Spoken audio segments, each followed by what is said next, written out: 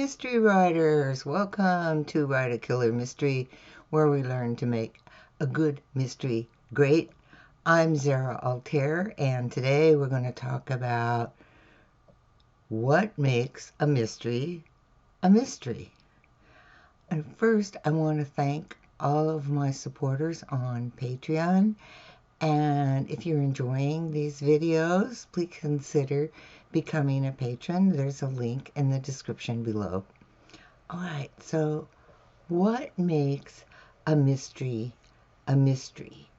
So when your readers pick up your book and it says mystery and they're expecting a mystery, there's certain expectations that they have, and you're going to disappointment if you don't have those elements in your story. Because a mystery is a search for the truth. That's the basic line of a mystery. It's a puzzle the reader wants to solve along with the sleuth. So that's part of the fun of reading a mystery, is solving the puzzle. When you write a mystery, you create the puzzle that leads toward the revelation of the villain. And along the way, mystery fans have expectations of what they want, and they want you to meet those expectations. So, readers expect not just a good puzzle, but an engaging sleuth to lead them through solving the mystery. But that's just one of the expectations. So let's take a look at what those elements are. So a trope is a literary device relating to a plot element or character commonly used in a genre. So here today we're going to talk about mystery novel tropes. Mystery tropes represent those reader expectations that they want to find when you promise them a mystery. Okay, so first off, they want an engaging sleuth. You want your reader to keep reading, and in order to do that, they have to care. They have to care about your story, and the best way to get them to care is to care about your sleuth.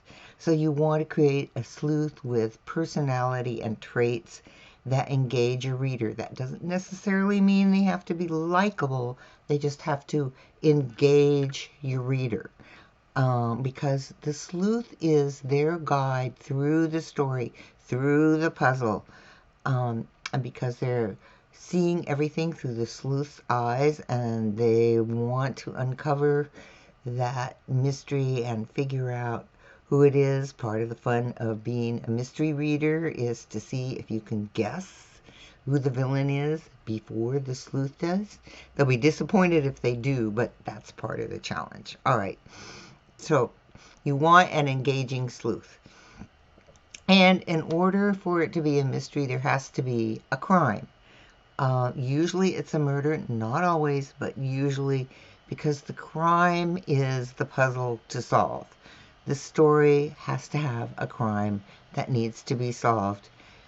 In television writing, it's called start to the corpse. So first off, you need a crime for your sleuth to solve. That's going to be the challenge of the story.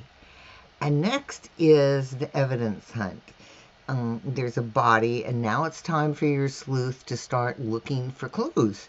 And this is the sleuth's initial kind of probing into how and possibly why that crime happened. And the clues and evidence may lead to suspects. And evidence collection can include the crime scene, the victim's body, and the victim's home or place of work. And depending on what type of subgenre you're writing, evidence collection may be a big part of the first part of your story. All right. The next is suspect identification. The suspect list grows from anyone at hand on the crime scene to searching for possible connections to the victim.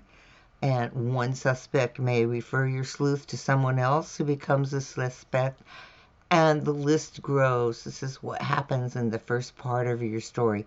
This is keep identifying suspects. And along with that, as the suspects are identified, your sleuth begins to meet them and question them. And for me, at least, this is the fun and games of mystery writing, as your sleuth tries to probe the suspect, and each suspect has their secrets, which, whether they pertain to the murder or not, they want to hide. So it's just a lot of fun. But every time the sleuth questions a suspect, things get a little uncomfortable for the suspect. All right. And the more your sleuth asks questions, the more they learn about the victim. And then that's pretty much where you are in the first part of your mystery. You're getting the evidence, you're finding the suspects, you're interviewing and questioning the suspects, and really getting a clear picture of the victim and the victim's relationship to the other people in the story. All right, and then somewhere along the middle, everything does not work.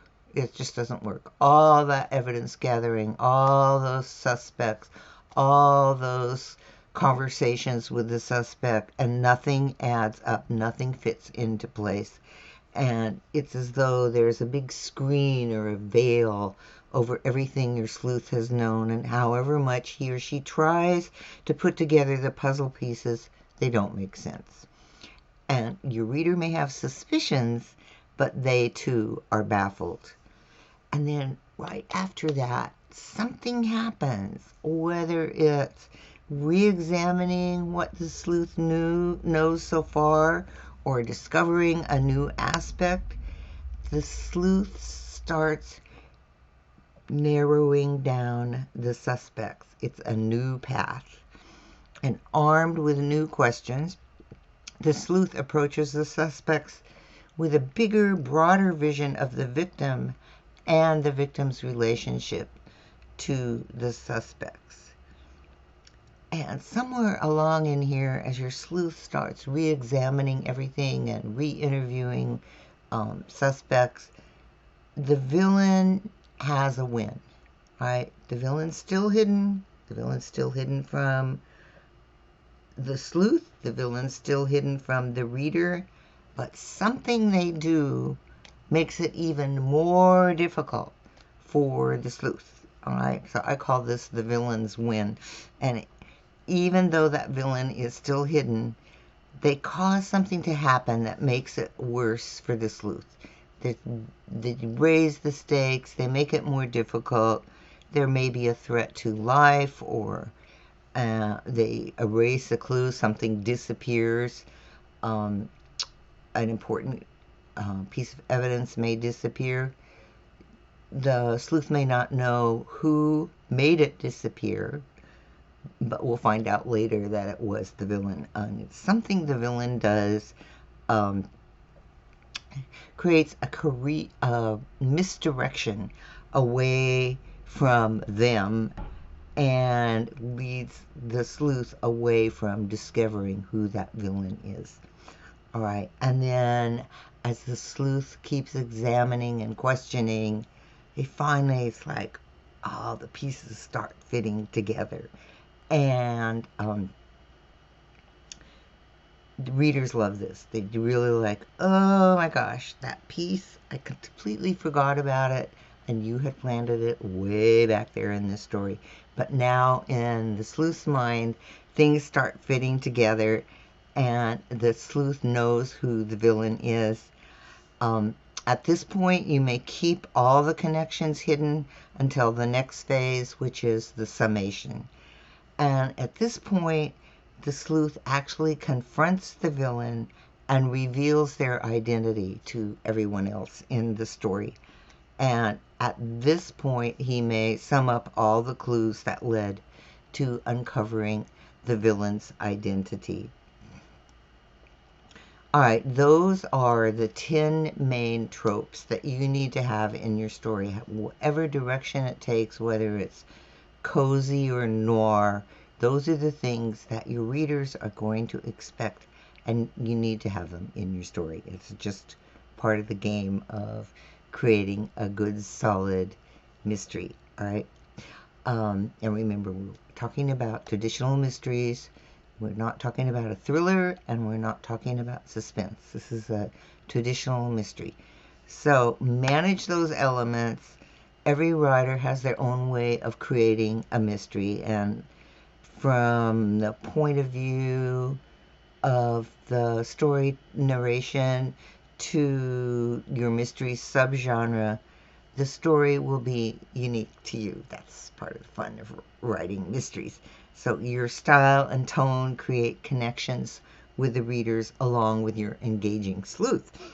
So creating reader interest and then sustaining that interest by creating questions and raising stakes as the story progresses is the thing you want to accomplish while you're writing your story. And the first half of your mystery focuses on who was involved with the victim and how they interacted with the victim. And essentially, you're broadening the scope of the relationships that people had with the victim. And in the second half, you narrow down the scope and you go deeper into what's already known. You go deeper into the suspects and their motives, and you narrow the scope by eliminating the suspects one by one until your sleuth discovers the true villain. Along the way, as you're writing your story, don't forget that subplots add depth to your mystery and can be about anything from a sleuth's inner conflict to a sidekick's love interest and anything in between. But first of all, you need those 10 basic mystery elements to satisfy your readers' desire to read a mystery and what they expect in a mystery. So if you cover the elemental mystery tropes, readers will appreciate your story. And so create that puzzle, keep your readers asking questions, and guide them along with a relatable sleuth. Okay, that's it for today, and I hope this helped you. This is especially for beginning mystery writers. You want to make sure that you have those 10 elements in your story, and then you get to work with it however you like to make it your story. And I would also want to let you know that I have an online course called Write a Killer Mystery, and it goes into much more depth about writing a mystery. All the elements, the research, the characters, the plot, and how to work with clues. So the link to Write a Killer Mystery is in the description below. So thank you very much. Keep writing, and if you enjoyed this, please click that notification bell and subscribe so you won't miss another episode of Write a Killer Mystery. All right, keep writing.